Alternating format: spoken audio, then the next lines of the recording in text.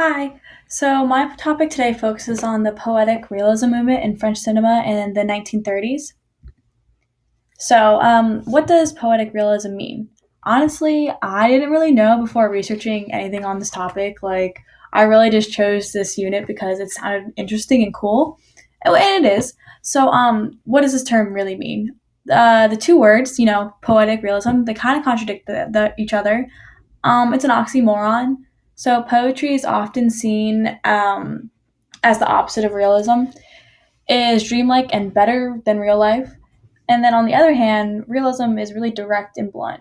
So when you think of poetry, you think of, fantasy type, whimsical, dreamy, things like that. While in reality, it's really direct and as is. So it's not convoluted and artsy.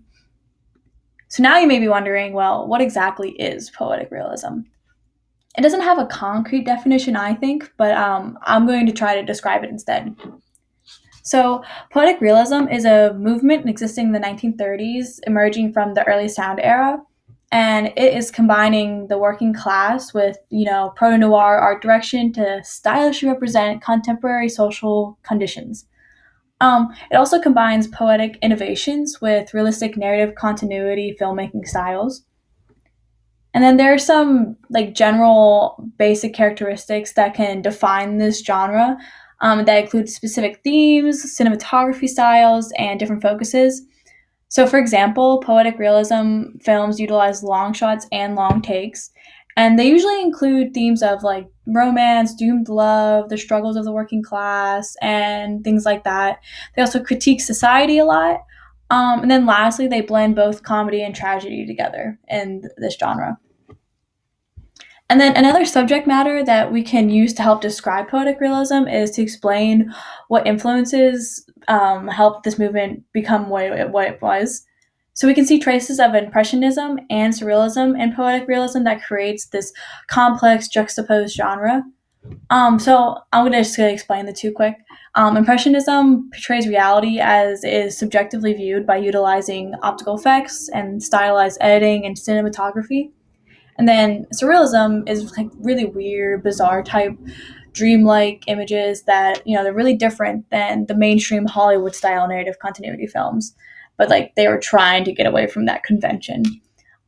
So putting both of those two things together, impressionism and surrealism, produces poetic realism to create a more, a realistic but surreal film, but that also has narrative continuity. So after, describing what poetic realism is, why is it prevalent in the 1930s? Like, what was going on? What's the historical context? So the biggest thing to note that during the 1930s was that France was going through the Great Depression and it was hitting them really, really hard. And then I just have a quick timeline, just kind of emphasizing some main points during the 1930s. So in 1932, the radicals and socialists gained control.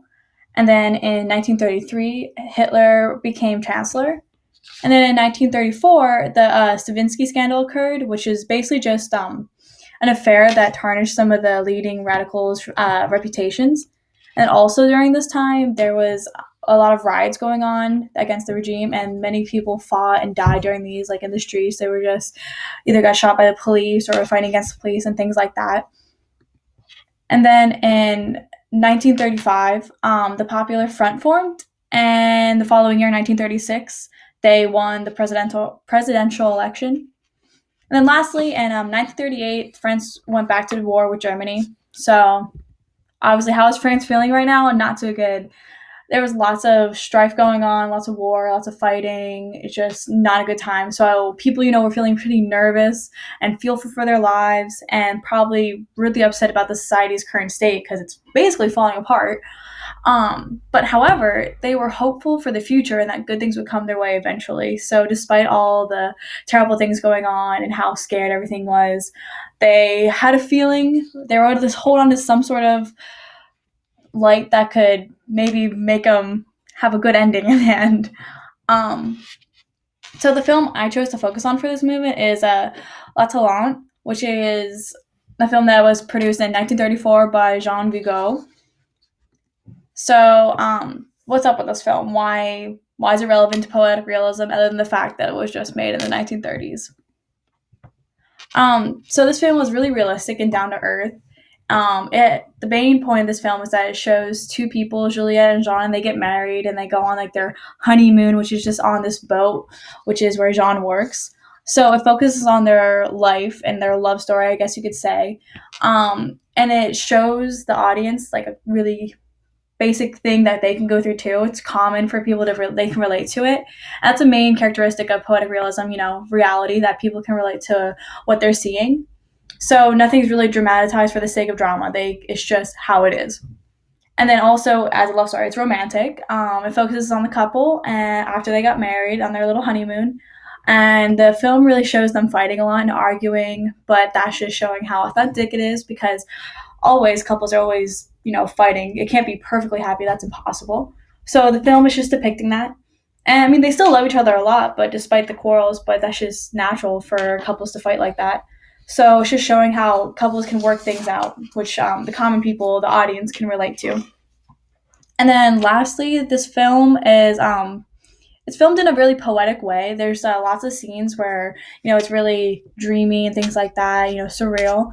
So I have a scene that I was going to show a clip that really shows this. It's towards the end of the film, so I'll show you this. It's the underwater dance.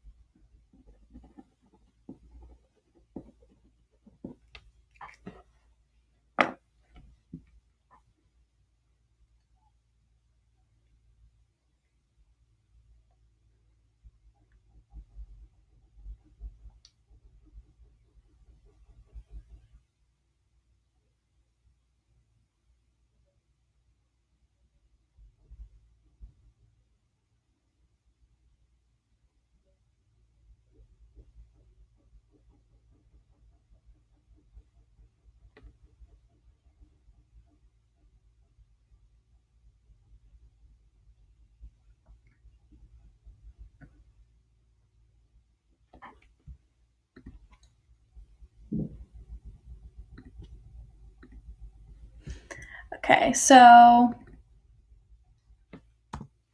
that seems very important. It's right towards the end. So basically, the Juliet, she leaves, and Jean remembers something that she was talking about being underwater and seeing him. So he goes underwater to do that.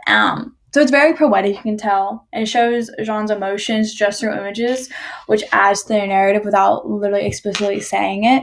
And I feel like the scene, like with the music and everything, is really whimsical and dreamlike. So it just adds to the whole genre of poetic realism.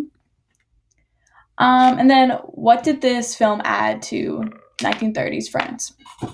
It's important to know that the original cut actually didn't make it.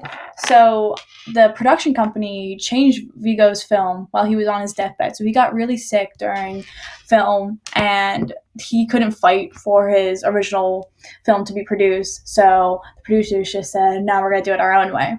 But later on, his original movie was released. So then back to the question, how does the historical context influence this film? It highlights the reality of the hardships that workers face every day in society. So Jean, he works on the boat. He's a barge dweller, and that's not like the prestigious blue collar job. And keep in mind, during the Great Depression, not a lot of people had those great jobs. So they were just working through whatever they can to get money. They're just like scraping the bottom of the barrel, trying to do the best they can to survive. So it just showed, the reality of that to the audience, and that, they had to do a lot of manual labor and they had to worry about money. So things like that. Jean's life would could relate to the normal French people's lives. And then Juliet represents what France desires. So she just wants to have fun, explore the world, go to Paris. And France wants that too, but they're in such dreadful times that they can't. But they want to have those fun times.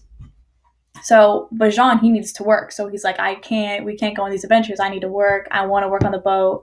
So that represents what France needs to be at the time. And that's showing the French people that, oh, this is what we are. But, we want to be like Juliet. And then to reach the good times, they have to endure this, hardship life. So work is very important, but, fun also is important sometimes. You just have to work to get there. And the movie is really down to earth, so it's kind of letting the audience, have a break from the Great Depression. Of course, they're always working, so like watching a film, is relaxing and everything during the time, but it also showing them that, hey, yeah, you're working a lot, just like Jean, but happy endings will come soon. Stay hopeful. Um, and then the two lovers are always looking for more. Like Juliet always wants to go to Paris. She wants to go on these adventures, have fun.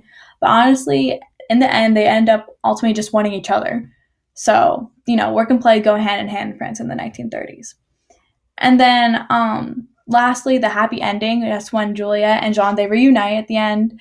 And this emphasizes France's hopefulness for their happy ending. So, despite the hardships that they're enduring currently, they also want that happy ending. And it's possible to keep up with their hope.